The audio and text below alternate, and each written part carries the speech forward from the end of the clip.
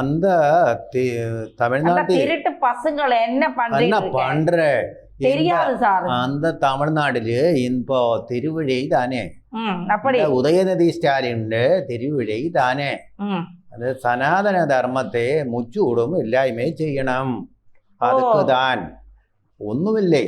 ഞാൻ മലയാളത്തിൽ പറയാം, ഇത്രയും തമിഴ് അറിയാം. അതായത് അവിടെ അതെ, തിരുപ്പുറക്കുണ്ട്രം എന്ന് പറയുന്ന സ്ഥലമുണ്ട്.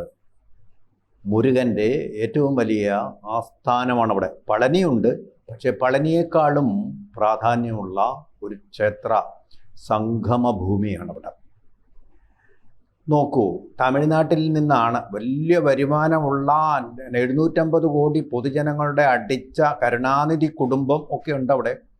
കരുണാനിധിയുടെ മകനായ സ്റ്റാലിനും ഉണ്ട് 3 ഭാര്യമാർ. അച്ഛൻ്റെ പാരമ്പര്യം കാത്തു സൂക്ഷിച്ചിട്ടുണ്ട്. അതിലൊരു ഭാര്യയായ സനാതനധർമ്മിയുണ്ട്.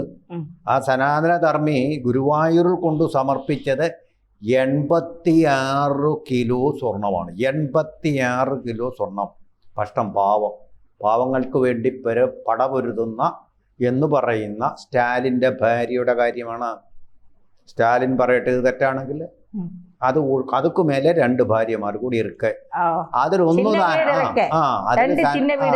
അതെ, അതില് കൂടുതൽ തമിഴ് ചോദിച്ചാൽ എനിക്കറിയത്തില്ല. അതില് സനാതന ധർമ്മത്തെ ഇല്ലായ്മ ചെയ്യാൻ വേണ്ടിയിട്ടുള്ള ഉദയനിധി സ്റ്റാലിൻ, അദ്ദേഹത്തിൻ്റെ അവതാരം ലക്ഷ്യം അതാണ്. അതിൻ്റെ അമ്മ കൂടി ഉണ്ട്.